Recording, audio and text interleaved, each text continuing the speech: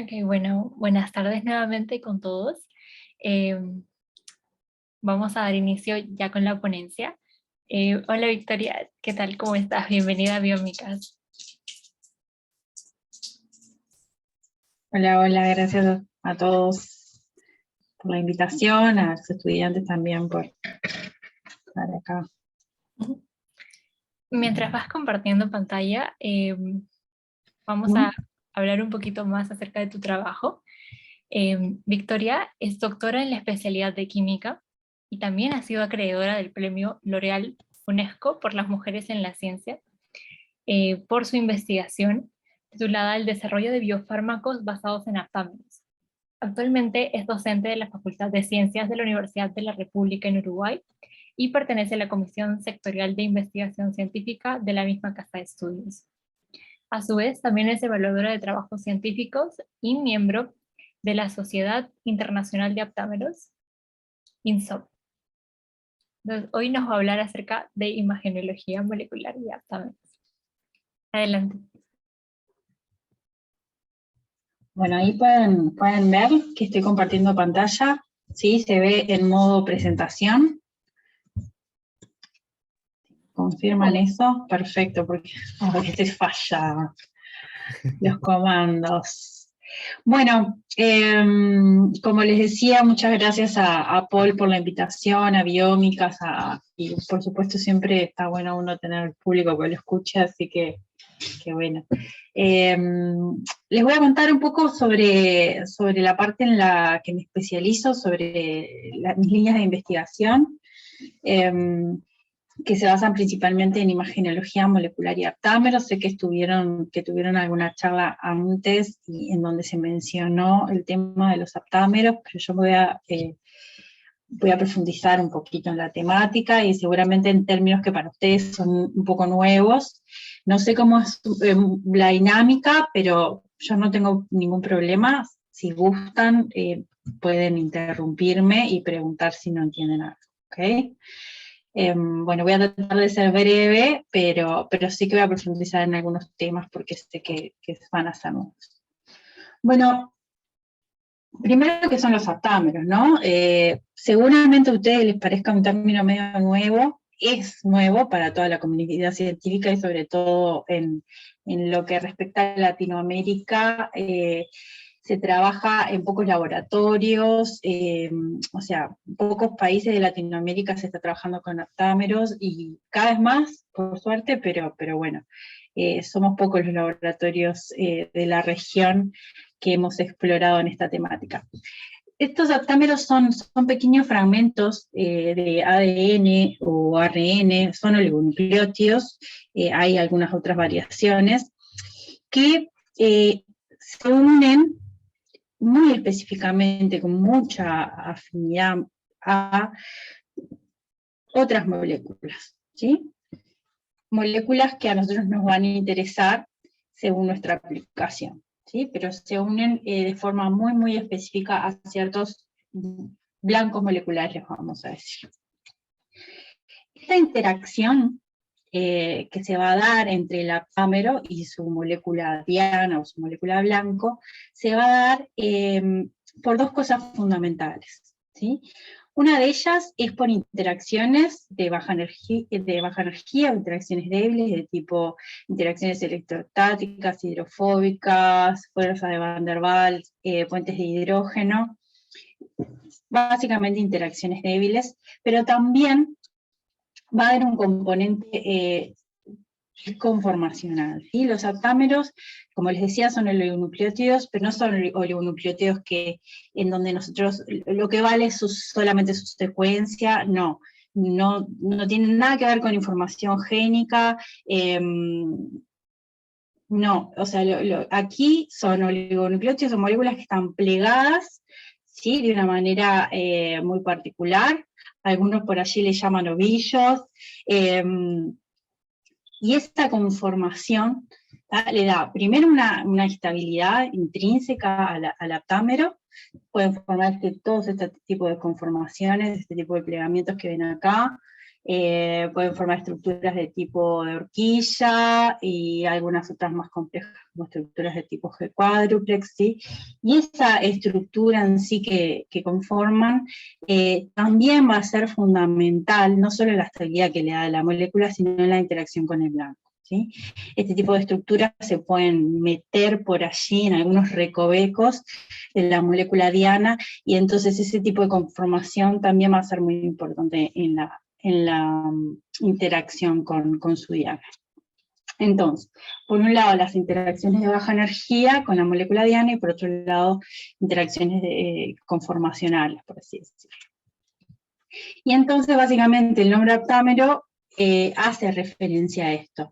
El nombre aptámero es un término compuesto que hace referencia a justamente es un término que viene del latín y del griego, que significa parte que encastra, o parte que une, justamente por ese tipo de interacciones que sea. De acá arriba a la derecha viene a ser la representación de un aptámero, y la molécula diana o blanco en violeta, ¿no? Y ese tipo de interacciones que se van a dar allí. Y el aptámero encastrando en la molécula diana.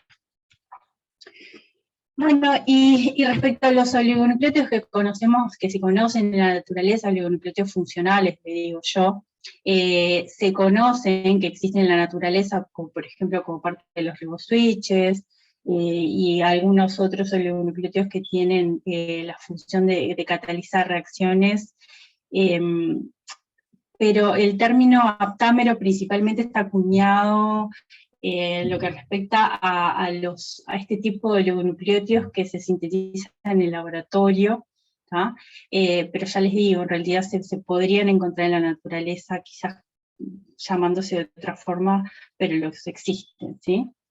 Entonces, bueno, nosotros en el área que yo trabajo, trabajamos con aptámeros que son sintetizados en el laboratorio,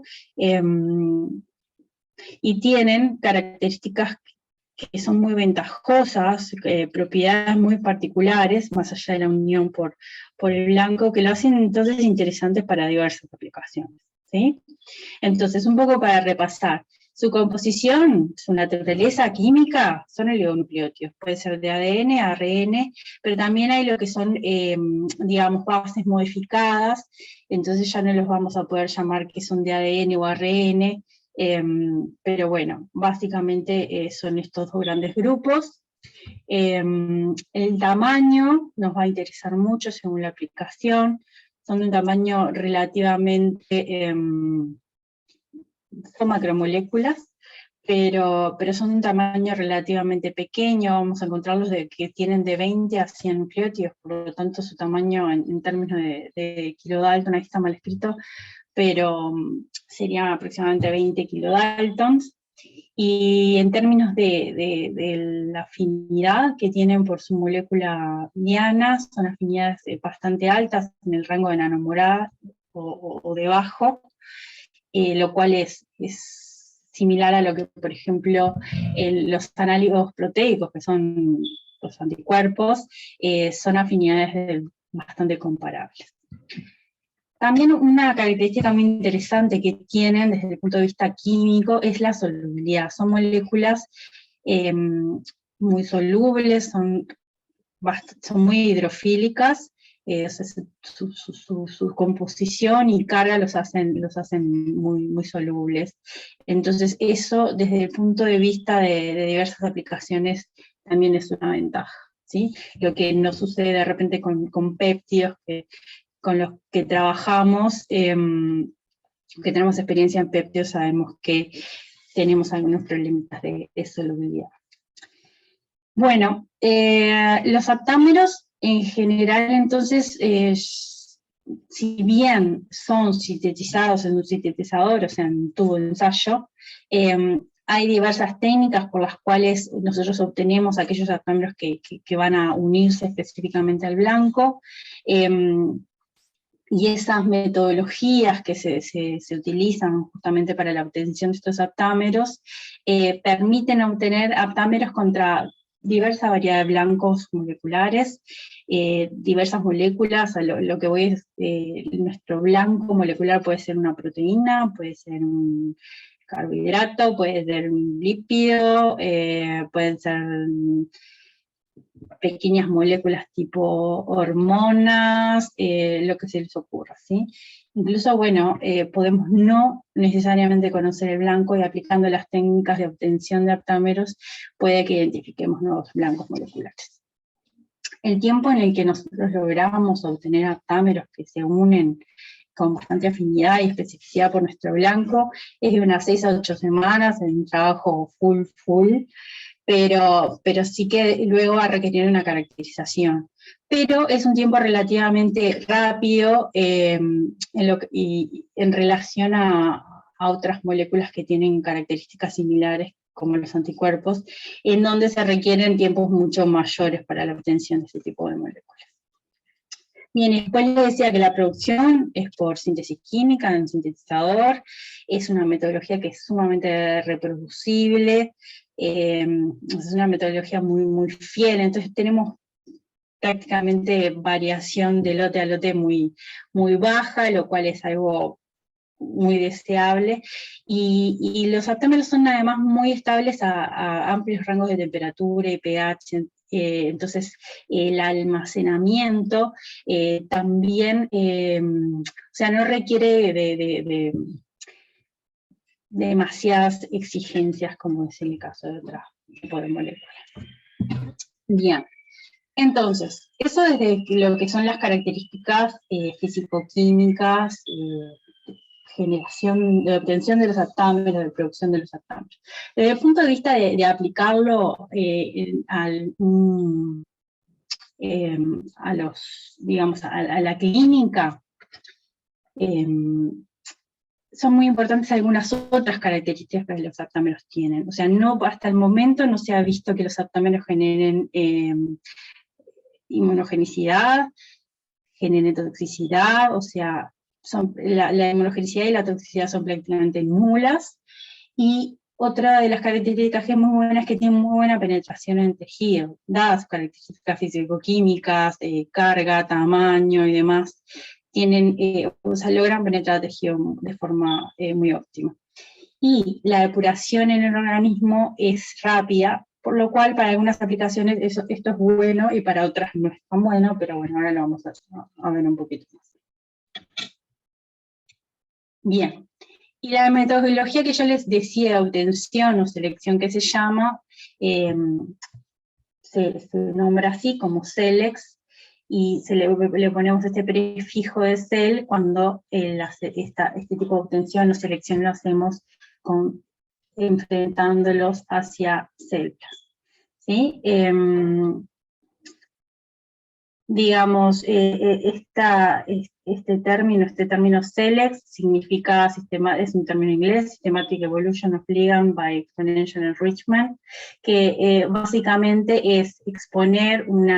implica exponer una biblioteca de muchas secuencias que son, digamos, al azar, muchas secuencias distintas, y se expone frente al blanco molecular, en este caso bueno, es una célula, pero puede ser una molécula aislada, una proteína, en nuestro target, y tras la incubación nos vamos a ir quedando con aquellos aptámeros, aquellas secuencias que se unan a ese blanco molecular y vamos quitando las que no se unen.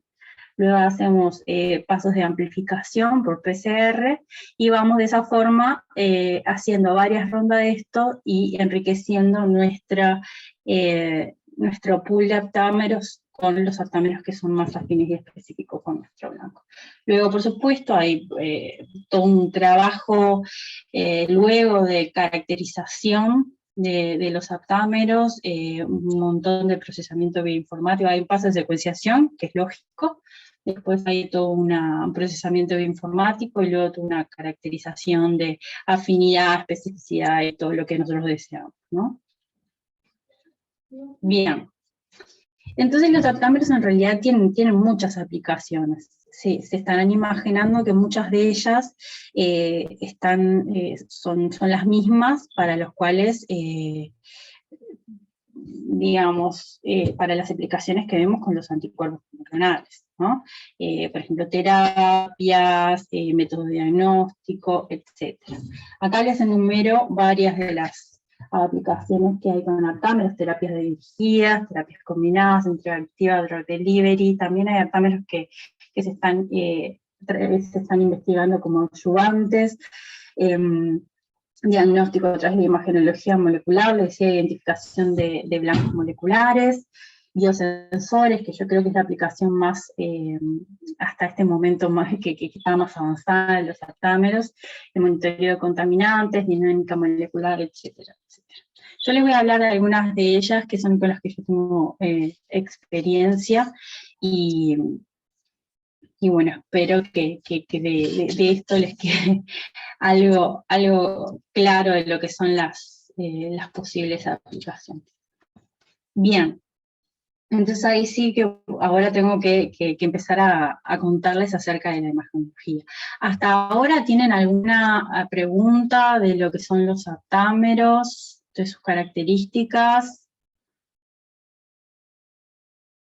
¿Se entiende la idea básica de lo que son los aptámeros? Son pequeños fragmentos de ADN o ARN que van a reconocer un blanco molecular con muy alta afinidad y muy alta especificidad. ¿Ahí estamos? Bueno, una de las aplicaciones, la que yo tengo más experiencia, es la imagenología molecular. Y yo, para poder hacer imagenología molecular, uso los aptámeros como herramienta principal, herramienta biotecnológica principal. Acá entonces, un poco recordar lo que son lo que es la imagenología, para qué nos sirve en lo que respecta al diagnóstico, ¿no? Ustedes saben que existen técnicas imagenológicas, diversas modalidades imagenológicas. Yo prefiero hablar de modalidades.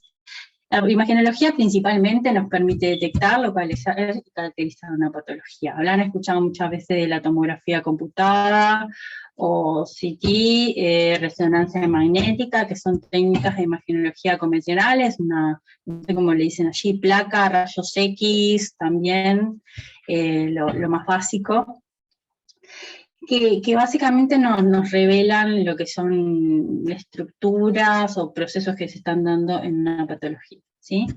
Lo que yo le llamo imagen convencional, nos va a brindar una información principalmente anatómica y o fisiológica, hasta por ahí nomás.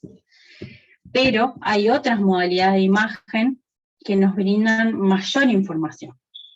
Y en general lo que nosotros hacemos es complementar lo que son las imágenes convencionales con estas nuevas modalidades de imagen para que nos den mayor información. Por ejemplo, acá tiene una imagen, ¿sí? La típica imagen que ustedes están, o sea, lo típico que ven acá, que es en colores de blanco y negro, es una tomografía computada. Esto es un ratón. Es un ratón que está vivo, está anestesiado, y la imagen que está viendo es una tomografía computada. Lo que la tomografía acá hace es ver, ¿sí? O sea, en función de las distintas densidades que se tienen en los tejidos, se ve la imagen, en blanco y negro. Y esta imagen que vemos en color, son dos imágenes que están solapadas, es este tipo de modalidad nueva que yo les voy a hablar. Este tipo de modalidad de las cuales voy a hablar, y quiero pasar de diapo, y me pasa, a ver si ahora, es la imagenología molecular. En realidad, dentro de la imagenología molecular hay varias modalidades, ¿sí? O sea, acá hay como dos grandes niveles, lo que es la imagenología convencional y la imagenología molecular. Y dentro de esos dos grandes grupos tenemos diversas modalidades. A mí me gusta más que nada hablar de eso. La imagenología molecular ahora es, digamos, un tipo de imagenología que nos va a permitir, como decía aquí, visualizar, caracterizar y medir un proceso biológico a nivel celular o molecular, principalmente molecular. O sea, nosotros a través de imágenes vamos a poder detectar, caracterizar y medir una molécula, por ejemplo. ¿Está? ¿Sí? La presencia o la no presencia de una molécula en una patología, por supuesto. Estas son técnicas que se aplican, digamos, en vivo. O sea, necesitamos que la persona, el paciente, el animal esté, por supuesto, inmovilizado, bueno, en general, anestesiado, ¿sí? O no, pero nos va a permitir caracterizar la patología desde una metodología que es no invasiva y que nos permite ver a la patología o sea, podemos ver la patología en su contexto, no necesitamos extraer una muestra para ello. Vemos el todo, ¿sí? Y lo que es importante acá es que no vamos a buscar ninguna perturbación de lo que es ese medio. ¿Sí? No queremos alterar nada, no buscamos un efecto farmacológico, ¿sí? Simplemente queremos ver y evaluar. Bien, en algunos casos son medidas a tiempo real, en otros casos es una única imagen, pero nos permite hacer una estadificación de las patologías. En este caso, bueno, acá yo me refiero al cáncer, en este cuadro azul, pero nos permite hacer diagnóstico, estadificación de la patología. En el caso de tumores es muy importante la estadificación, en qué estadios está el cáncer. Si ese cáncer hizo metástasis, como yo estoy viendo la patología en su contexto, yo puedo ver si existe un tumor primario o ver si existen secundarismos. Nos permite, en ese caso, ver la progresión y respuesta a un tratamiento, nos permite seleccionar un tratamiento, porque si nosotros sabemos que hay una molécula que está presente en la patología, podemos seleccionar un tratamiento que vaya dirigido hacia esa molécula puntual. Y por supuesto que este tipo de metodologías nos permiten hacer procedimientos guiados, cirugía guiada y otros procedimientos similares. Entonces acá en este gráfico aquí abajo les muestro cómo digamos, distintas modalidades de imagen nos van a dar información diferente. ¿Tá? Lo que es aquí arriba en azul, lo que son las modalidades de imágenes convencionales o estructurales que le dicen aquí, y las otras modalidades más funcionales, cómo va a nivel de lo que es la imagenología molecular, el tipo de información que nos da. La imagenología molecular no nos da información, en general no tiene muy buena resolución espacial, pero por eso se complementa con otro tipo de imágenes convencionales que tienen mucho mejor información desde el punto de vista anatómico y de localización, ¿no? Si aplicamos una modalidad por acá y otra modalidad de imagen por aquí, vamos a tener mucha más información mucho más completa. ¿Tá? Y entonces básicamente esto, la imagenología molecular se aplica en el área de lo que es la medicina nuclear, o sea, es en el área clínica, aquí trabajan los médicos nucleares, y digamos desde el punto de vista del desarrollo de los agentes de imagenología molecular, de las técnicas, de qué es lo que vamos a utilizar, y quienes la aplican, bueno, somos los que trabajamos en radiofarmacia, quienes nos encargamos de eso. Pero un poco para que ustedes vean lo que es la comparación de una radiografía, una tomografía convencional, donde tenemos una fuente de rayos X externa al paciente, eso digamos, los rayos X atraviesan al paciente y van a impactar en una placa que va a ser revelada y vamos a tener información así, como tienen aquí este tipo. Y en el caso de una técnica de imagenología molecular, quien pasa a ser la fuente, ¿sí? Es el paciente.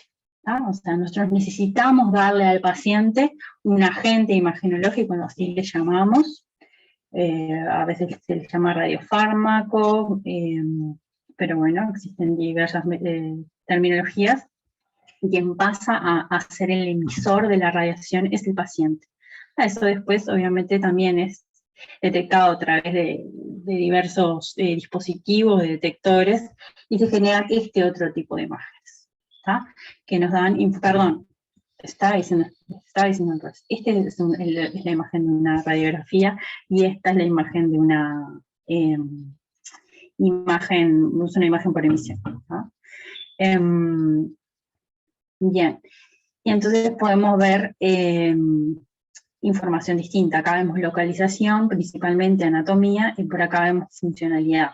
Y como ven, en los dos casos se detectan cosas distintas. O sea, a nivel de lo que es una radiografía no vemos ninguna alteración, pero a nivel de lo que es la imagenología molecular, se ve una alteración a este nivel, una hipercaptación de un agente imagenológico que se le dio al paciente, y por lo tanto, evidentemente, aquí hay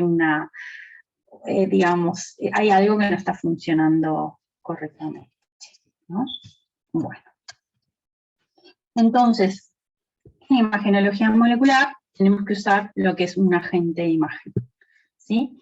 Ese agente de imagen requiere, por supuesto, un perfil de seguridad biológico importante, no puede ser tóxico, no puede ser inmunogénico, tiene o sea, nosotros lo vamos a administrar al paciente, y eso de alguna forma nosotros esperamos que se acumule en la zona de la patología, o que suceda todo lo contrario, pero digamos que nos permita diferenciar la zona de la patología y la que no, ¿no? Entonces tiene que lograr llegar hasta donde está la patología. Eso implica superar distintas barreras biológicas. Nosotros en general lo administramos en sangre. Bueno, esto tiene que, de sangre, lograr llegar a donde está la patología, ¿no? Tiene que ser lo que es suficientemente estable, y en lo que respecta a una imagen, necesitamos un alto contraste. Esto es, una alta concentración en donde está la patología y una baja concentración en donde está el tejido normal, ¿sí? Entonces, eso es bien importante. Y eso nos lo da un agente de imagenología que sea muy específico por la patología. ¿Y qué habíamos dicho que eran los aptámeros? Muy específicos por una determinada molécula. Entonces, por ahí espero que vayan entendiendo que los aptámeros van a ser una herramienta súper importante para lo que es la construcción, la generación de un agente de imagen, ¿sí? Y por supuesto, un agente de imagen nosotros queremos que sea detectado de forma eficiente, por lo tanto tiene que tener algo que me genere la imagen. Entonces, básicamente, esperen que estoy sacando las caritas acá por un costado a otro para poder señalar las cosas. Por acá tenemos lo que viene a ser un agente de imagen, un esquemita básico, un agente de imagen, ¿tá? Y por acá tenemos lo que va a ser el blanco molecular, una célula y una molécula que está en la superficie de la célula. En este caso puede ser, por ejemplo, un receptor transmembrana que está presente en células anormales, por ejemplo, células tumorales, y por ejemplo no va a estar presente en células normales, ¿sí? O sea, necesitamos algo que nos dé un diferencial, que nos permita diferenciar una célula anormal de una normal. Y puede ser, por ejemplo, la presencia de un determinado marcador tumoral, una molécula que esté presente en células tumorales. Esta, por ejemplo, ¿sí? Entonces, necesitamos algo que se una específicamente a eso. ¿Quién va a ser en mi caso? El aptámero, ¿sí? Estos pequeños oligonucleótidos que se unen específicamente a una diana molecular. Bueno, aquí vamos a poner aptámero. Va a haber un linker, y lo que es, digamos, la sonda imagenológica, o sea, en realidad viene a ser el agente de imagen, es algo que me va a dar una señal, ¿tá? Por ejemplo, puede ser un fluoróforo, puede ser un radionucleido. En radiofarmacia, por supuesto, utilizamos en su mayoría radionucleidos, ¿tá? En general nosotros usamos radionucleidos para hacer imágenes, usamos radionucleidos que emiten radiación gamma. Es radiación gamma que no genera un daño en tejido importante, pero que sí su energía es óptima para ser detectado por detectores de imagen, ¿sí? Entonces, o sea, es radiación que atraviesa tejido y los detectores que están afuera del paciente la detectan perfectamente. Entonces, nosotros, a donde vaya a unirse esto, que es aquí, a donde está la zona de la patología, nosotros vamos a poder detectar. Y por otro lado, un último término del cual voy a hablar hoy es el término teranóstica, que es como un término compuesto que tiene que ver con terapia y diagnóstico. En la teranóstica consiste, digamos, en el seguimiento, en hacer diagnóstico y terapia, y hacer un seguimiento en cómo va respondiendo a esta terapia con un mismo compuesto, ¿sí? Se puede o cambiar la dosis o cambiar, digamos, algunos de sus componentes, pero básicamente consiste en hacer diagnóstico y terapia con un mismo componente, ¿tá? Con una misma molécula. En este caso, por ejemplo, digamos, nosotros le podemos dar a un paciente un agente de imagen, como el que les comentaba anteriormente. Podemos obtener este tipo de imágenes, que les muestro aquí a la izquierda, ¿tá? Aquí solamente es una imagen, es la imagen molecular, no la estamos, no hicimos otro tipo de imagen para mejorar, pero como ven no tenemos muy buena resolución de localización, pero hay puntos fuertes que nos indican dónde está la patología. Es un paciente que tiene cáncer, que tiene metástasis a nivel de los ganglios, por aquí, no sé si logran verlo. Y a ese paciente se le da una dosis más alta. Lo que se hace es, en vez de poner un radionucleo que sea emisor gamma para hacer imágenes, se pone un radionucleo que genera daño en las células, en general es un emisor beta menos. Eso nos permite hacer terapia específica en las zonas donde está la patología, y luego ese tratamiento, esa terapia, se vuelve a hacer una imagen para ver cómo ha progresado ese paciente en función de la terapia. Pero básicamente es el mismo agente, es el mismo compuesto, solamente se cambia el radionucleido, ¿tá? Y se cambia la dosis. Pero en lo que es el término de teranóstica hay varias variaciones, o sea, para la redundancia, hay variaciones de lo que es la terminología, o cómo se aplica, digamos, este tipo de estrategias. Bien, entonces, ahora les voy a hablar un poquito más específicamente de cómo he trabajado yo en esto, y cómo aplico los aptámeros y lo que es la imagenología molecular. Bueno, yo he trabajado mucho desde mi doctorado, ya hace como 11 años bueno, en realidad que lo terminé menos, hace como 6 años que terminé el doctorado, en 2011 por allá empecé a trabajar con este aptámero. Es un aptámero que forma este tipo de estructuras como una horquillita, se llama SGC8C, son 41 nucleótidos nada más, tiene un tamaño de más o menos 13.000 Daltons, y es un aptámero que se une específicamente a un receptor, es un receptor de tipo transmembrana, un receptor de tipo tirosina activo, se llama PTK7. Ese receptor se ha visto que está sobreexpresado en células tumorales, algunos tipos de células tumorales, por ejemplo, el cáncer de colon, y algunos otros más. Bien, entonces, este aptámero lo generó otro grupo, no lo generé yo, pero está muy bien caracterizado y se sabe que tiene una afinidad muy alta contra este receptor. Entonces, ese aptámero va y se une específicamente con muy alta afinidad y muy específicamente a ese receptor PTK7, que está en células tumorales, sobreexpresado. ¿Sí? Yo lo que hice para mi tesis de doctorado fue, digamos, modificar ese aptámero. En realidad, la modificación fue a nivel del extremo 5', por aquí, y le incorporamos el radionucleido que se llama galio 67. Ese radionucleido es un emisor gamma puro, ¿tá? Que tiene, bueno, no voy a entrar en detalles, pero me permite hacer imágenes, o sea, aplicar lo que es la imagenología molecular, con un tiempo relativamente además un tiempo óptimo, porque ustedes saben que la radiactividad, o sea, lo que es, no quiero entrar en mucho detalle, pero bueno, hay un decaimiento radiactivo, por lo tanto lo que es radioactivo hoy, quizás mañana no lo es, entonces, bueno, tengo que tener en cuenta eso. Este radionuclidado a nosotros nos permite trabajar en forma muy cómoda en el laboratorio y hacer evaluaciones por un tiempo de más o menos 72 horas, o sea, 3 días, lo cual está bueno para hacer evaluaciones en pacientes y en animales. Bien, entonces lo que hice básicamente fue hacer este compuesto, obtenerlo puro, y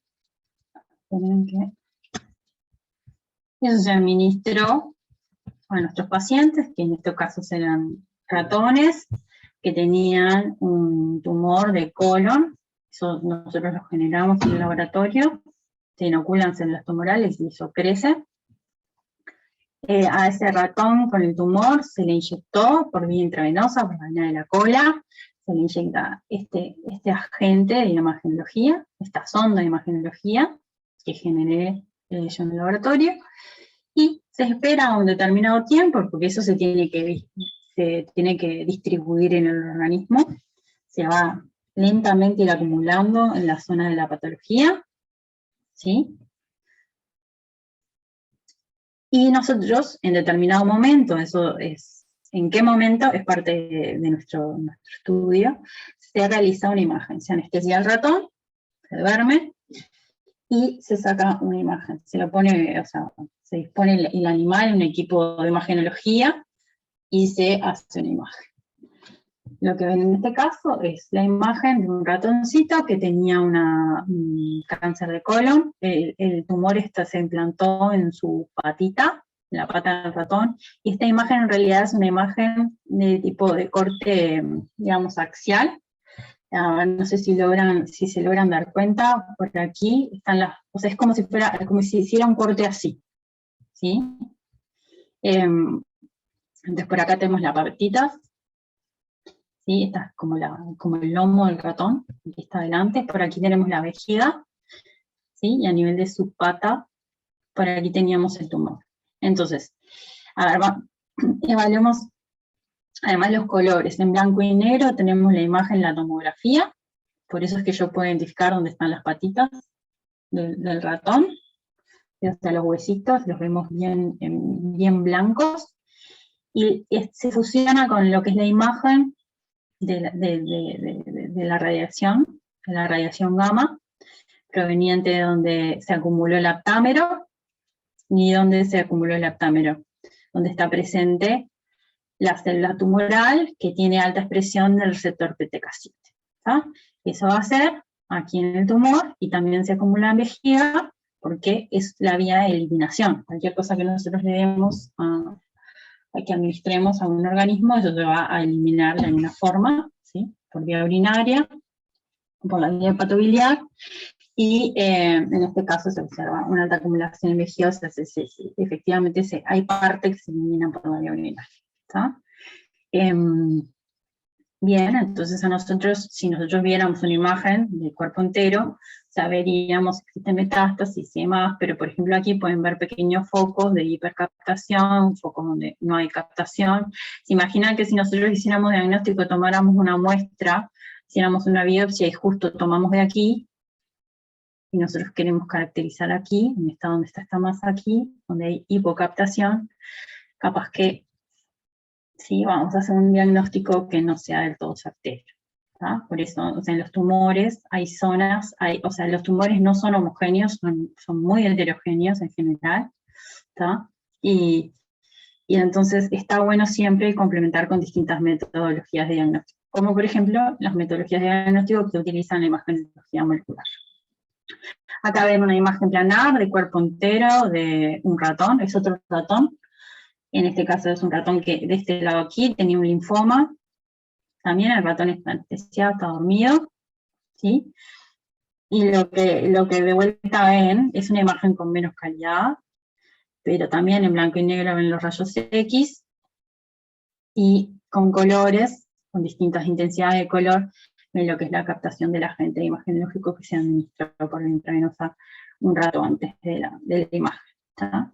Después, para hacer una cuantificación y verificar bien de qué órganos provienen las señales, lo que se hace es hacer una imagen ex vivo, se sacrifica el animal, se extraen los órganos, y se miden los órganos por separado. No sé si se logran dar cuenta, pero a ver, por acá es bien fácil darse cuenta, por aquí tenemos los riñones, ¿lo ven? Con esta formita, por aquí hay un hueso, un fémur, por aquí tenemos el intestino, por aquí larguito, finito, el vaso, el corazón por acá arriba, y en el medio efectivamente el tumor, ¿tá? Donde la mayor señal es casi que quemada, saturando en amarillo, ¿tá?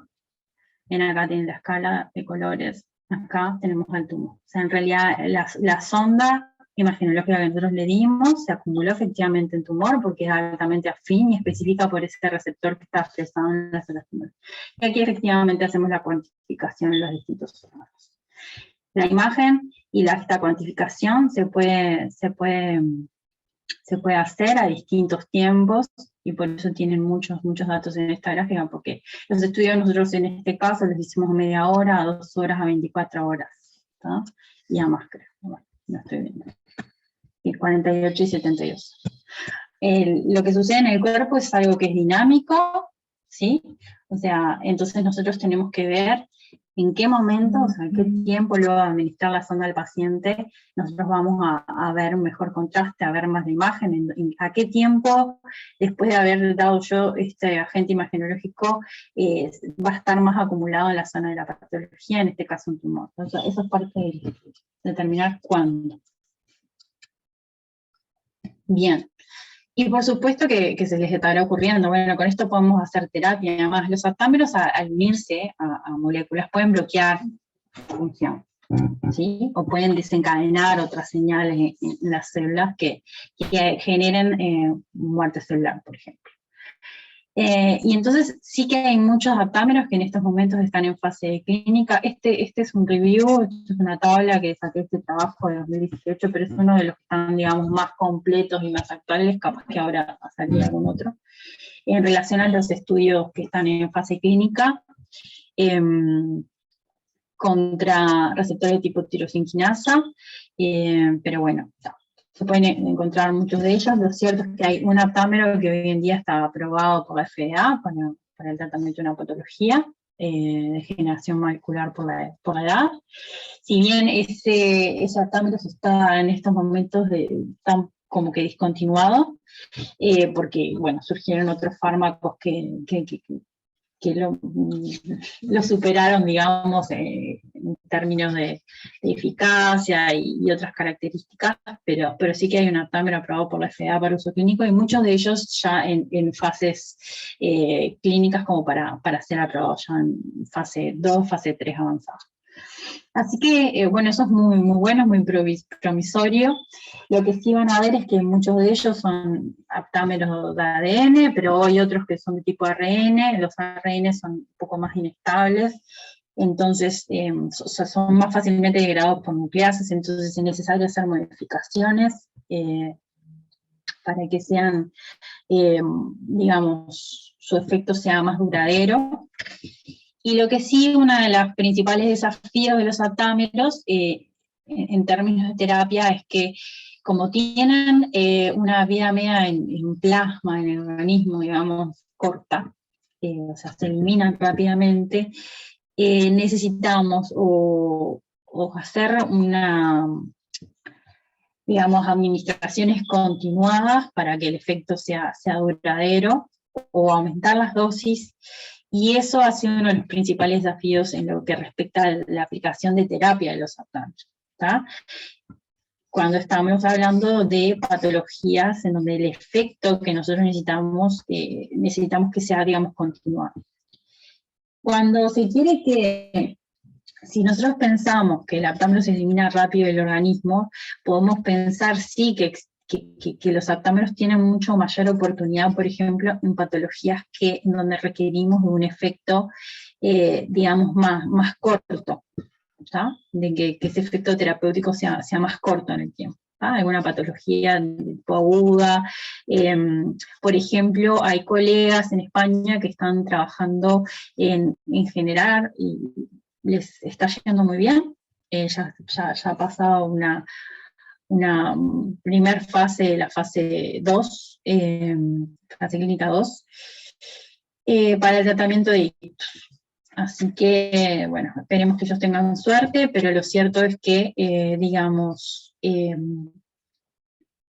las distintas estrategias que nosotros los investigadores nos planteamos tienen que ver con la aplicación final. Tenemos que tener bien claro con qué estamos trabajando y cuáles son las principales fortalezas y debilidades con lo que trabajamos.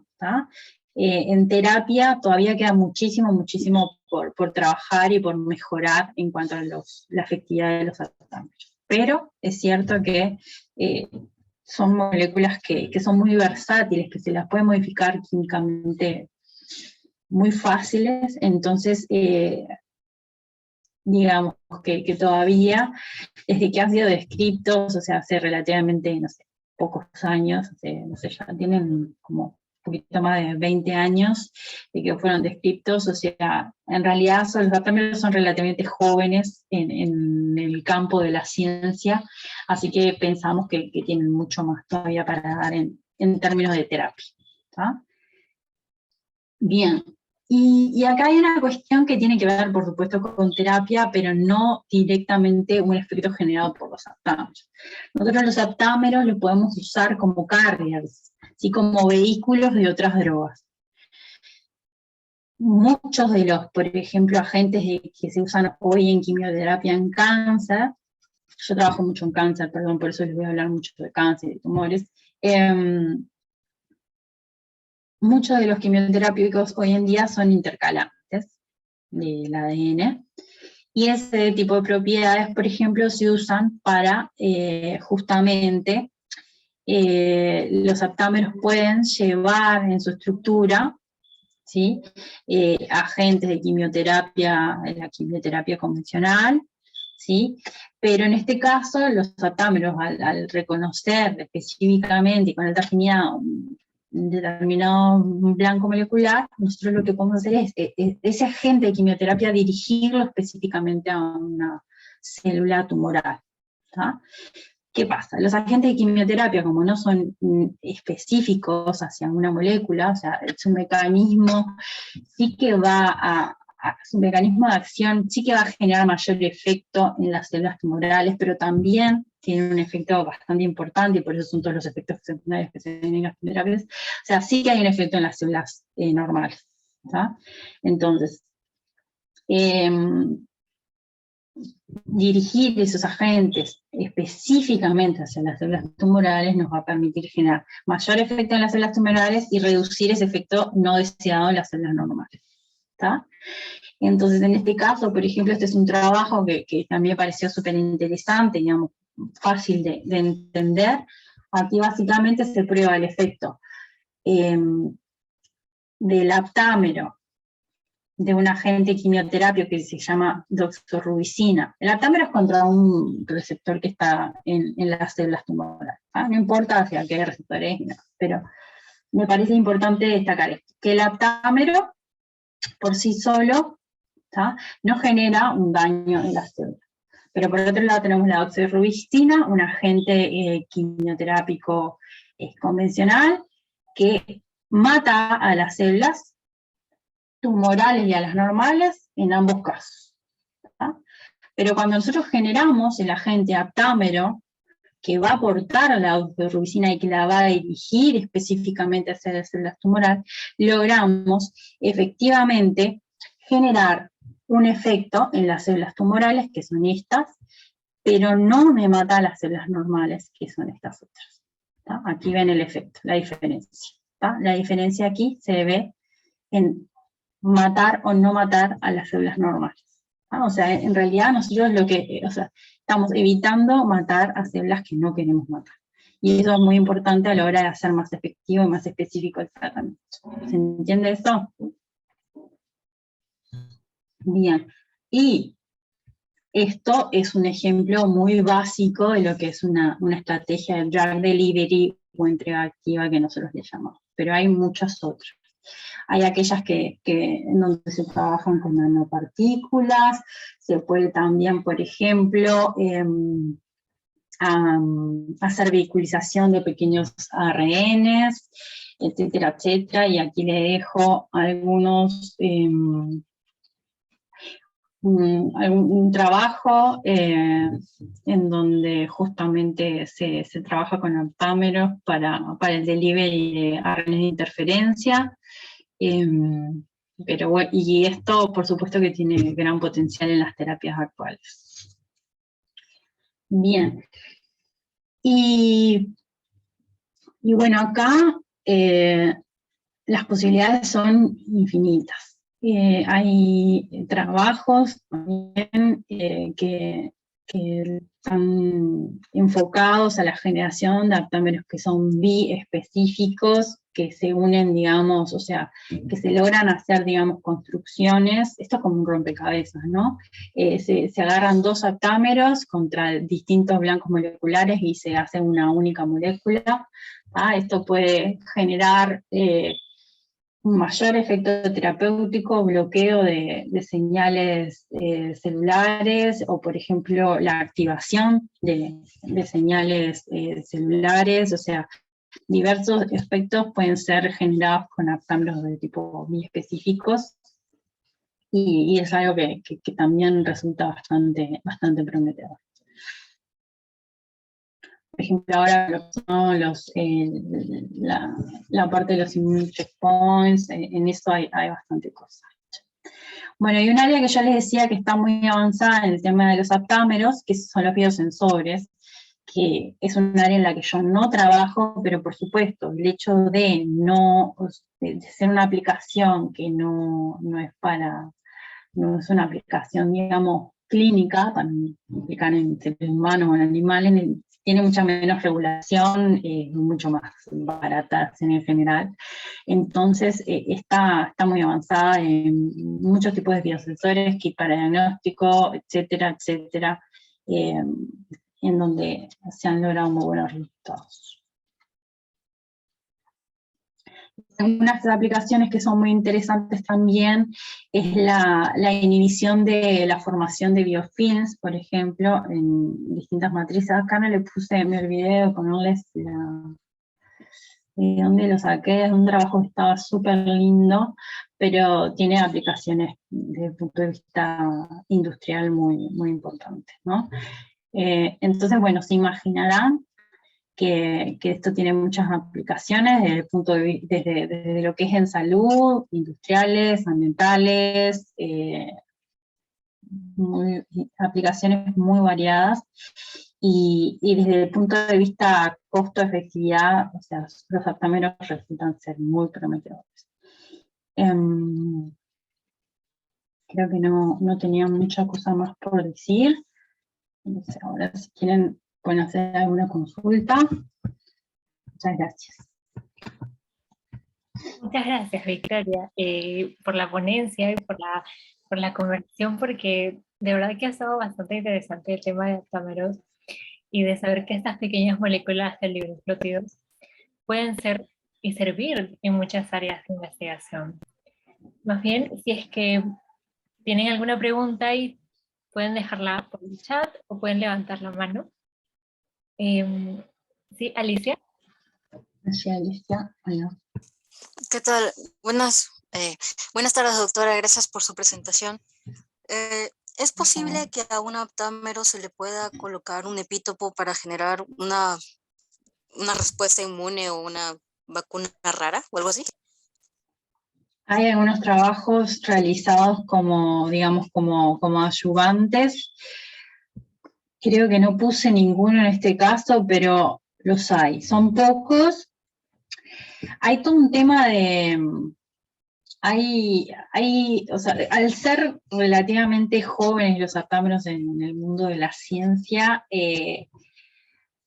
hay gran desconocimiento por parte de la comunidad científica de lo que son, y entonces son un poco los grupos que hasta ahora los han evaluado en este sentido, pero sí que hay algún trabajo, si tú buscas, o te puedo facilitar alguno. Tengo alguna presentación por ahí que hay, en el que tengo algún trabajo, pero se puede buscar. Yo específicamente no trabajo en eso, pero sí que y sería bastante efectivo, sobre todo cuando eso, queremos respuestas que sean... en algunos casos queremos que no sean demasiado duraderos. Hay que ver cuál es el efecto que queremos lograr. Yo no soy especialista en vacunas, la verdad que sé bastante poco, pero bueno, por ahí un efecto que quiera ser bastante modulado, puede ser por ahí. Sí. Ok, gracias. Mientras se van animando a dejar sus preguntas, yo tenía una con respecto a, me parece que mencionaste a los anticuerpos que se parecen bastante a como este mecanismo de unirse a una molécula diana. Sí. ¿En qué se diferenciaría, por ejemplo, un anticuerpo monoclonal de un aptámero? Bueno, justamente, o sea, en su naturaleza básica, son distintos, ¿no? Uno tenemos una inmunoglobulina, básicamente una proteína, ¿no? Y en otro caso estamos hablando de un oligonucleótido, o sea, en su composición es distinta, eso nos va a dar distintas características físico-químicas, ¿no? Por supuesto que en su tamaño son distintos, pero bueno, en su funcionalidad no, en el efecto, o sea, en la unión por su blanco, digamos, viene a ser básicamente lo mismo. Por eso le llaman a los aptámeros anticuerpos sintéticos. Hay algunos que le dicen que son los rivales de los anticuerpos, como si los aptámeros aquí vinieran a competir compitieran entre aptámeros y anticuerpos, ¿no? Lo cierto, yo creo que uno no va a sustituir al otro, ¿no? Por otro lado, algunos de los desafíos que se tienen con los aptámeros, perdón, pero es que tengo... A ver, esperen un segundo. Se me cayó la cucarachita acá en el pelo y no se me quedó. Esperen. Muy bien. ¿Ustedes me escuchan? Se me cayó. Sí, te escuchamos. Esperen un segundo.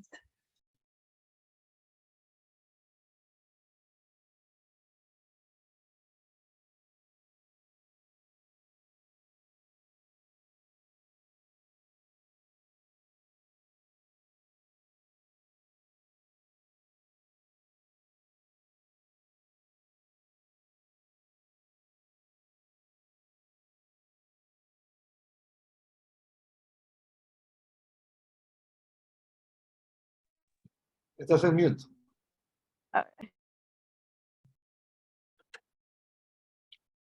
Estás en mute, Victoria.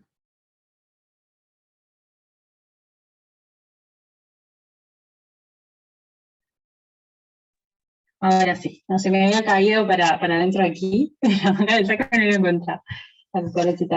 Bueno, no, les decía que en realidad los aptámeros, a ver, hay una realidad que nosotros tenemos, bueno, en el ADN 4 bases, ¿no? Hay algunas modificaciones que se pueden hacer, o sea, hay bases que son no naturales. Eso puede permitir expandir el alfabeto y por lo tanto expandir las posibilidades que nosotros tenemos de generar, o sea, ampliar la variabilidad que nosotros tenemos y por lo tanto de generar algo que se afín contra una diana, ¿no? O sea, en la naturaleza nosotros contamos con que un anticuerpo puede estar formado por 20 aminoácidos distintos y los aptámeros la variabilidad que tenemos es en principio de 4 bases. Incorporar nuevas bases o motivos distintos en modificaciones en las bases naturales nos puede llevar a expandir ese alfabeto y aumentar la variabilidad, ¿no? Pero todo eso es como un desafío importante y bueno, en algunos casos, por ejemplo, que se desean unir aptámeros contra determinados blancos que son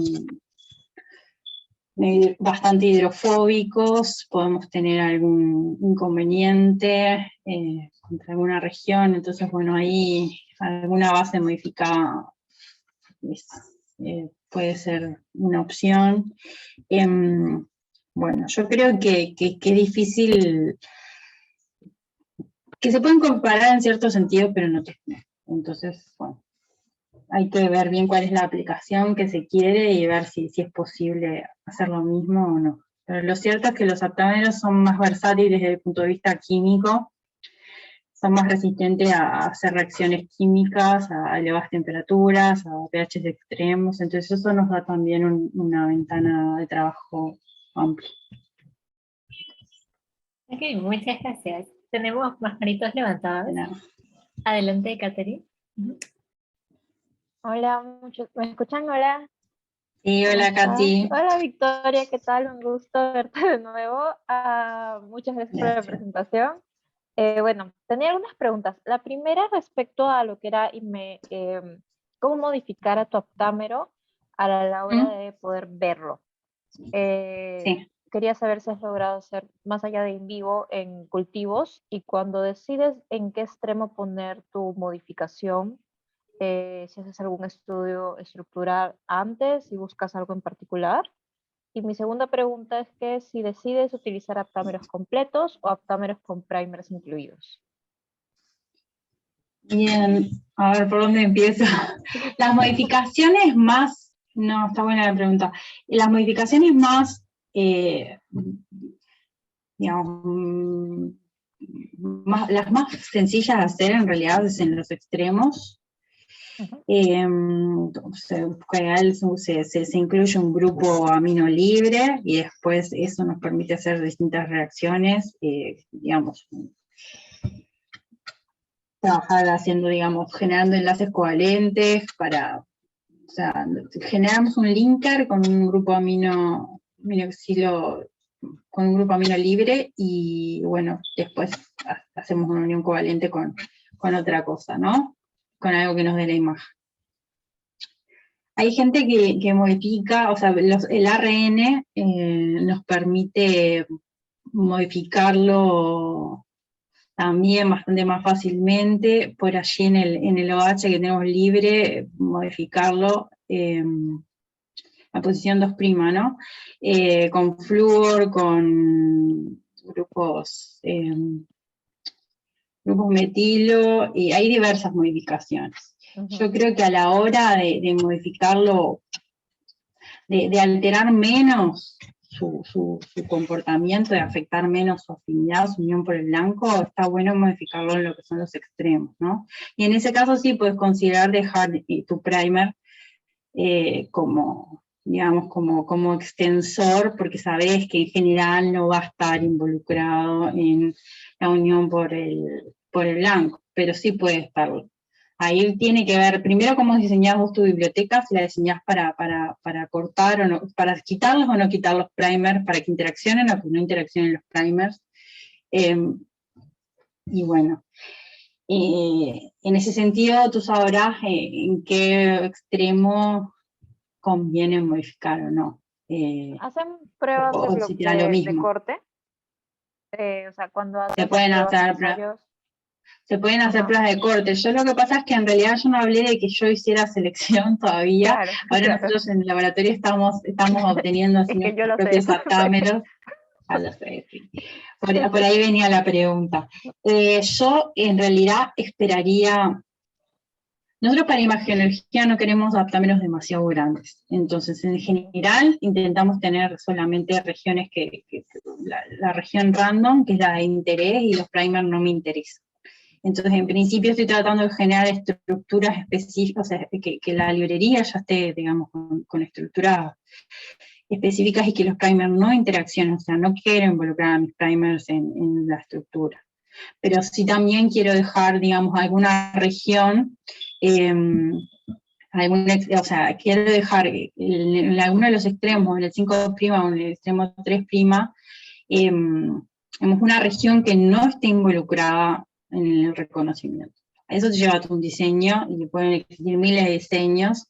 Se puede bloquear también, se puede hacer una hibridización con alguna otra cosa de que esa región no esté involucrada en el reconocimiento. O sea, hay muchas estrategias.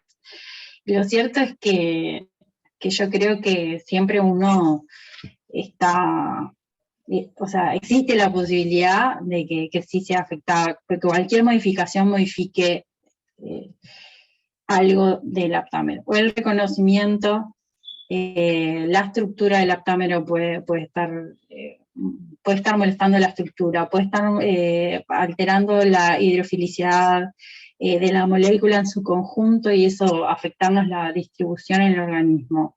Un montón de cosas pueden suceder con modificaciones que nosotros incorporemos. Entonces, lo que quieran se le modifica al aptámero, pero luego hay que evaluar cómo cambia eso el reconocimiento, y si es algo para administrar a un paciente, cómo eso cambia la distribución en el organismo. No es tan trivial eso. Genial. Y solamente si ahí me podías pasar el artículo del biofilm que mostraste, que se veía muy, muy, muy bueno. Ay, sí, tengo que buscarlo, porque sí, hay varios grupos trabajando en eso. No a nivel de Latinoamérica que yo sepa, pero sí, hay grupos que Por trabajan. eso. Te lo paso. Sí, déjame Genial. buscarlo. Muchas gracias, Victoria. De nada.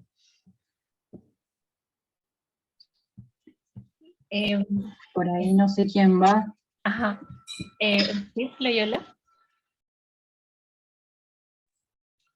Hola, muy buenas tardes. Muchas gracias por la presentación.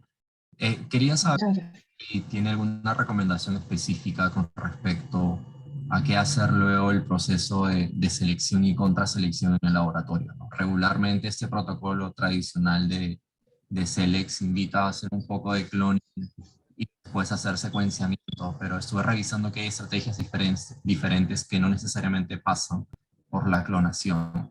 Entonces, en su experiencia, quería saber si este tipo de aproximación introduce algún tipo de sesgo o si tiene alguna recomendación específica sobre cómo proceder.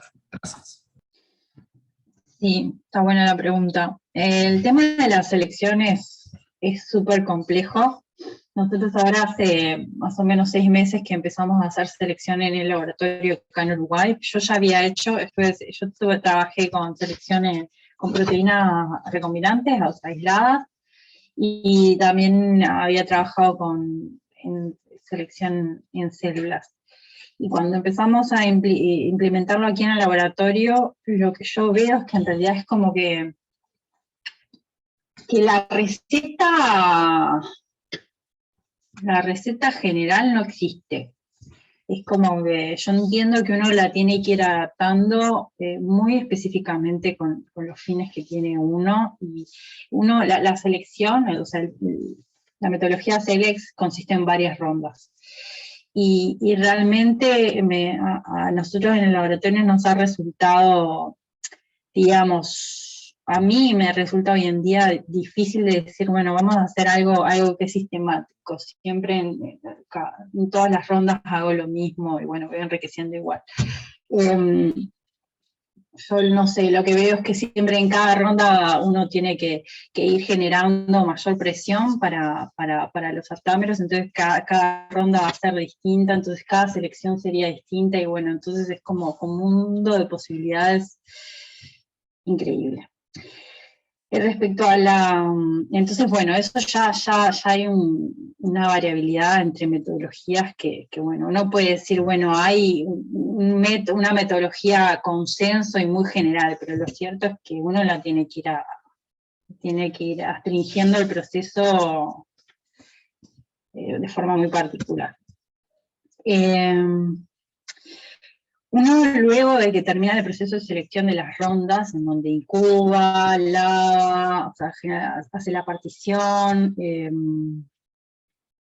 hace la amplificación, luego sí hace la otra ronda, y hace las rondas de contraselección, luego hace secuenciación, ¿no? Eso sería lo principal. Y las dos grandes líneas de secuenciación serían la secuenciación Sanger, en donde eso va a implicar la clonación, o secuenciación masiva, ¿no? yo no he visto algún trabajo que hable del sesgo, de algún sesgo que nos indique que tenemos que ir por uno u otro camino. Ahora, yo tengo ciertas dudas, tampoco tengo tanta experiencia en Celex, pero en la poca experiencia que tengo ciertas dudas si la metodología de secuenciación por Sanger, que implica una clonación, la clonación en sí misma no genera un sesgo hacia lo que vamos a obtener. ¿Y esto por qué lo digo? Porque, bueno, hay una eficiencia del proceso, los aptámeros en algunos casos son muy estructurados y hay que asegurarse de si ese proceso está generando, bueno, reafección de las células como corresponde, etcétera, etcétera. No he encontrado ningún trabajo al respecto, pero bueno, cada trabajo pueden haber un montón, pero lo cierto es que hoy en día, teniendo la facilidad de una secuenciación masiva, al fin me parece que resulta hasta más práctico, más eficiente y más económico hacer secuenciación masiva. Me parece que en Sanger uno más, por más que uno, bueno, intente abarcar todo después, está difícil. Me parece que se pierde un montón de información. Lo cierto es que con la secuenciación masiva uno tiene que manejar también mucho, maneja mucha más información, entonces tiene que saber también cómo procesarla, ¿no? Y bueno, ahí también se puede perder un montón de información y podemos, no sé, mezclarnos ahí. Seguro, igual que en este caso Paul tiene mucha más experiencia al respecto. Y bueno, y después viene todo un trabajo bioinformático y predictivo, de modelado, que las metodologías hoy en día están avanzando a pasos increíbles, y eso nos puede ayudar muchísimo. Hoy en día no parece ayudarnos demasiado, pero nos podría ayudar capaz que en un futuro un poco más. O sea, hoy en día en realidad nosotros lo usamos como más metodología comparativa, pero no sustituye a otras metodologías de caracterización que necesitamos hacer post-Celex. Capaz que en un futuro hay gente que dice que sí, que va a estar todo lo que es modelado molecular mucho más predictivo, pero se necesita un poder de cálculo y demás que ahora no sé, por ahora no se está teniendo. No sé si ahí contesté la pregunta o me faltó alguna cosa. No sé si Paul coincide conmigo, pero... Sí, doctora, muchísimas gracias por el contexto. Tu respuesta me generó una última pregunta, si es que me lo permiten. Sí, claro. Es saber que luego de este proceso de selección, naturalmente uno tiene solo una opción como aptámero, sino genera una serie de múltiples candidatos que tienen, digamos, utilidad diferente, ¿no? En su experiencia, y hago la pregunta porque estoy haciendo un trabajo muy parecido al que ustedes están conversando ahora, en su experiencia, ¿cuántos aptámeros candidatos uno debería probar? Por lo menos para tener unos 3, 5 o 10 que realmente sean útiles. Bueno, en ese caso, de vuelta, no sabría decirte si existe algún trabajo en realidad que te diga a ti que es mejor trabajar, porque en realidad después que tú haces una secuenciación ahí, capaz que obtenés uno o dos aptámeros que están más enriquecidos, que van a ser tus candidatos, o capaz que no tenés un patrón de enriquecimiento tan importante y tenés más candidatos. En realidad ahí también depende de filtrar de alguna forma, y muchos optamos por hacer alguna predicción informática. Ahí podemos estar perdiendo también, porque el proceso de selección lo que sucede es que a veces logras enriquecer algo que no es específico, justamente logras enriquecer algo que es inespecífico, alguna contaminación cruzada que puedas tener por ahí, eso puede llegar a generar, o sea, que el más enriquecido no sea el mejor de todos también. Por eso hay muchas metodologías que eso lo tienen un poco más resuelto y que parece ser más directo. Hay grupos, por ejemplo, como LePaul, yo entiendo que ha logrado ser un poco más eficiente en ese proceso. Pero por eso yo les digo, yo no tengo tanta experiencia en CELEX, sino que más bien mi fuerte es la imagenología y lo que es aplicado a metodologías in vivo, ¿no? Pero yo pienso que también uno tiene que saber o sea, que las caracterizaciones estén bien hechas, preferible caracterizar menos aptámeros, pero caracterizarlos bien, que caracterizar un montón y no caracterizarlos, digamos, correctamente. O sea, en general, uno, por ejemplo, para caracterizar la afinidad, se prefieren al menos que se utilicen dos metodologías distintas, o hasta tres, diría yo. Hay una serie de... Hoy en día por ejemplo, hay un trabajo que es una guía que hicimos con la Sociedad Internacional de Aptámeros, en la que se recomiendan algunas cosas en cuanto a la selección, y sobre todo en la descripción que se sea bastante específico de lo que se hace, cómo se seleccionan los aptámeros y demás, porque eso puede generar un montón de ruido, y hay un montón de aptámeros que se han publicado, que los autores dicen que son buenos, pero están caracterizados o sea, no de forma muy estricta, y bueno, después uno quiere trabajar con eso y al final es tiempo perdido. Lo cierto es que es mejor que lo que uno tenga caracterizado, lo que tenga caracterizado bien. Entonces, si tú puedes caracterizar bien 10 aptámeros, genial. Lo que pasa es que eso va a implicar un montón de trabajo, de dinero y demás. Entonces, bueno, todo depende también de lo que uno pueda hacer en el laboratorio. Y la verdad que las metodologías que tenemos hoy en día de caracterización, sobre todo, las mejores metodologías requieren de cantidades de masas importantes, por ejemplo, caracterización por calorimetría, que es, bueno, una de las mejores, digamos, requiere una masa importante y, bueno, es costo un costo alto, pero bueno. No sé si seguimos con la próxima pregunta. Lesia creo que está para preguntar. Sí, sí. Adelante, Leslie. Sí, hola, ¿me escuchas? Sí. Hola, ¿qué tal? Muchas gracias por tu presentación. Yo más bien tengo una curiosidad. Casi al inicio de la presentación habías explicado acerca de una terapia con un ratoncito. Me acabo de olvidar Sí. el nombre. De teranóstica. Esa. Y quería saber si eso se hace también en humanos o hasta ahora solamente es en menores. Sí. O sea, la medicina nuclear es un área de la medicina que es muy importante hoy en día. Si bien la mayoría de las metodologías que se aplican en medicina, las clínicas de medicina nuclear, son de diagnóstico, o sea, sí que hay terapias que utilizan la radiación, radionucleidos emisores alfa, y radionucleidos emisores beta menos. Los beta menos son la mayoría. Los radionucleidos que se utilizan más para terapias son el renio 188, el lutecio 177, a ver si me estoy olvidando alguno más, pero el lutecio 177 es uno de los más utilizados.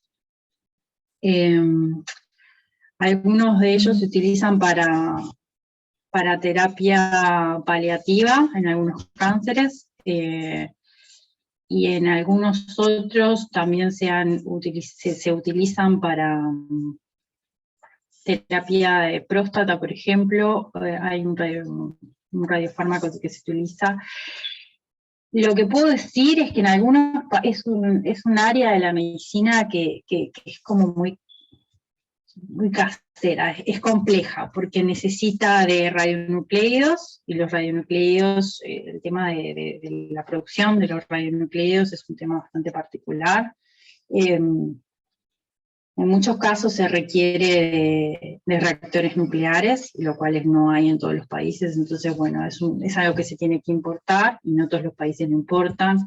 El área de la radiofarmacia, que es quien investiga y quien aplica esto, la persona que tiene que preparar el radiofármaco, eso se tiene que preparar en el momento.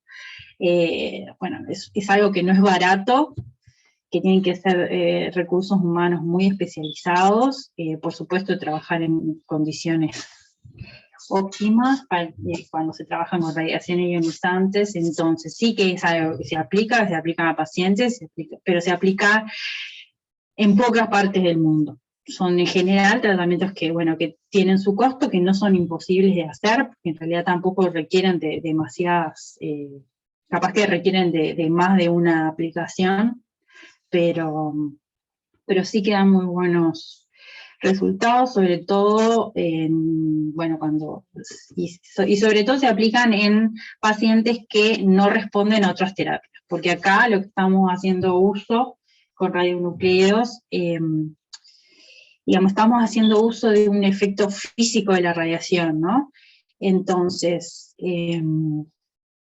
todo lo que se ve en muchas terapias con fármacos que tiene que ver con la resistencia que genera la célula, en este caso no, o sea, en este caso a la radiación no le va a importar eso. Entonces, si logramos realmente dirigir este tipo de radiación hacia la zona donde está la patología, con este tipo de estrategias, realmente se obtienen muy buenos resultados. Además, teniendo en cuenta que va a ser posiblemente en estadios que están avanzados de la enfermedad, en donde hay metástasis, y que como el radiofármaco se distribuye de forma sistémica, va a llegar a todos lados del organismo. Entonces, en ese sentido, es posible tratar metástasis, micrometástasis, y llegar quizás a lugares que de otra manera o con otras terapias no se puede.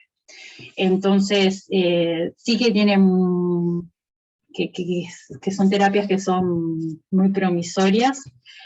Lo cierto es que son de difícil acceso hoy en día, pero sí que se aplican. Gracias. Sí, ya para ir finalizando, adelante. Y gracias, Victoria. Yo creo que todos los acá presentes saben que normalmente tengo muchas preguntas y las dejo para el final. Pero creo que las preguntas te las voy a hacer por el WhatsApp, ¿no? Porque ya no tenemos mucho tiempo, ya nos quedan 2 minutitos. Y nada, yo quería intervenir para darte las gracias por tu ponencia y por brindarnos tu tiempo. Y por favor, apenas tengas noticias del proyecto, avísame para festejar. Vas a ser el primero en enterarte. Yo les agradezco a todos por escuchar, por preguntar, que fueron todas las preguntas muy buenas. Por suerte fueron, o sea, uno se queda conforme cuando le hacen preguntas a uno, y son preguntas buenas, de que algo entendieron. Y nada, quedo a las órdenes por otras consultas que me quieran hacer, y por más información. Si consigo estos papers, estas referencias que me faltaron incluir, se las envío se los envío a Paul, y que las distribuya. Y bueno, nada, eso, agradecerles a todos por la atención. Sí, más bien. Muchas gracias, Victoria. Sí, había una última preguntita en el chat. Ajá. Muy breve. ¿Te da el tiempo? Vale. A ver, esta que dice de Álvaro. Sí. Aquí, ¿sí? ¿De cuáles son los retos a la hora de aplicar la tecnología de la imagenología a un público en general? En general, los retos más que nada tienen que ver con la logística, con tener el radionucleo, como decía, lo mismo que para terapia. Solamente que para imagenología tenemos algunos radionucleos disponibles, más radionucleos disponibles, porque muchos de ellos se pueden generar por ciclotrón, entonces son instalaciones que podemos tener en el centro de imagenología más a mano. Los emisores beta menos, en general, la mayoría son producidos en reactor, entonces bueno, ahí tenemos alguna otra complejidad. Pero bueno, es eso sobre todo, son las instalaciones, la logística, los recursos humanos que tienen que tener formados. Pero en realidad luego a la hora de aplicarlo es una tecnología que es muy invasiva, ¿ah? Y los radionucleos, como les decía, o sea, hoy en día tienen una actividad y mañana van a tener, ya van a haber decaídos y muchos de ellos en 24 horas ya no son más radiactivos. Eso digamos, es muy conveniente porque además la persona en términos de lo que es imagenología y diagnóstico va a recibir un emisor, se le aplica un emisor gamma o de positrones, no implica un daño en las células, entonces, digamos, son metodologías que desde el punto de vista del paciente no tiene mayor riesgo. Solo que bueno, el agente imagenológico del radiofármaco se prepara en ese momento, entonces, o a lo sumo se puede preparar el día anterior, entonces requiere una logística y personal que va a estar entrenado para preparar eso en el momento de hacer los controles de seguridad, de calidad, todo lo que se necesita para asegurarle al paciente se le está dando algo que está estéril, con las condiciones de puro que tiene que estar. O sea, eso requiere de personal muy entrenado, pero más que nada los desafíos están ahí. Así que ahí hay preguntas. Yo sí, a ver, ahí surgieron otras preguntas más. A ver, por allí Paul compartió que consultaba por el grupo de aptámero. Lucila pregunta, ¿se puede hacer una terapia combinada de bacteriófagos con aptámeros? Bueno, ahí no sé bien, sí, en realidad sí, hay terapias combinadas, sí, se puede, seguro, sí. Habría que ver cuál es el fin exacto y en qué patología, pero sí que se puede. Nosotros estuvimos probando. Se puede hacer, sí, con bacteriófagos por un lado y con aptámeros, y por otro lado, bueno, generando que los bacteriófagos puedan expresar por ahí aptámeros. Hay un montón de cosas combinadas que esto es uno lo puede llevar a un nivel de imaginación que bueno, nada. Quizás hay cosas que hoy en día no se pueden. Sí.